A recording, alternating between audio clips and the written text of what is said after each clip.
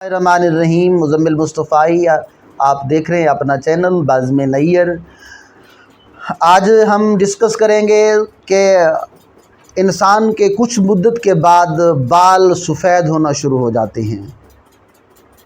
سب سے پہلے یہ روایت کہاں سے چلی؟ حضرت ابراہیم علیہ السلام علی نبینا نے جب حضرت اسماعیل علیہ السلام کو اللہ کی راہ میں قربانی دینے کے لیے مینا میں پیش کیا اور پھر مینڈھا آ گیا، حضرت اسماعیل بچ گئے، واپس آ گئے، آپ کا لقب ذبیح اللہ ہو گیا حضرت اسماعیل کا۔ حضرت ابراہیم کو خلیل اللہ پکارا جانے لگا۔ آپ دونوں کی شکلیں ایک جیسی تھیں، سیم شکلیں تھیں۔ اب ابراہیم کو کوئی ذبیح اللہ بول دیتا، حضرت اسماعیل کو کوئی خلیل اللہ بول دیتا، مل جاتے۔ تو اللہ تبارک و تعالیٰ کو یہ بات اچھی نہ لگی، آپ نے حضرت ابراہیم علیہ السلام کے داڑھی کے اور سر کے بال سفید کر دیے۔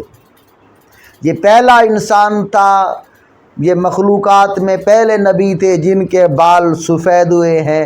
پھر لوگوں کو پتہ تھا جو سفید بالوں والے ہیں وہ حضرت ابراہیم خلیل اللہ ہیں، اور جن کے بال ابھی کالے ہیں، جو جوان ہیں، وہ اسماعیل ذبیح اللہ ہیں۔ یوں ڈیفرنس کرنے کے لیے اللہ تبارک و تعالیٰ نے آپ حضرت ابراہیم علیہ السلام کے بالوں میں سفیدی عطا کی تھی۔